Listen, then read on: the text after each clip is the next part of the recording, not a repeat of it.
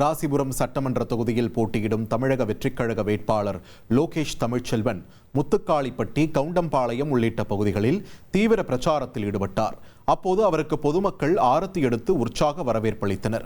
வாக்கு சேகரிப்பின் போது பேசிய அவர், தாவேக தலைவர் விஜய் பணம் சம்பாதிப்பதற்காக அரசியலுக்கு வரவில்லை என்றும் மக்களுக்கு நல்லது செய்யவே வந்துள்ளதாகவும் குறிப்பிட்டார்.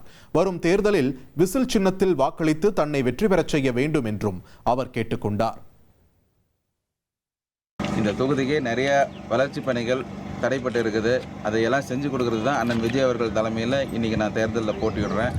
விஜய் அண்ணாவுக்கு ஒரு வாய்ப்பு வழங்குகிற பட்சத்தில், அவர் முதல்வராகும் பட்சத்தில் ராசிபுரம் தொகுதிக்கு நிறைய வளர்ச்சி திட்டங்களை கொண்டு வருவதற்கு நான் ஆவலாக இருக்கேன். இந்த பகுதிக்கு நான் புதியவன் கிடையாது. நான் ஏற்கனவே 2011 இதே தொகுதியில் எம்எல்ஏவாக இருந்தேன்.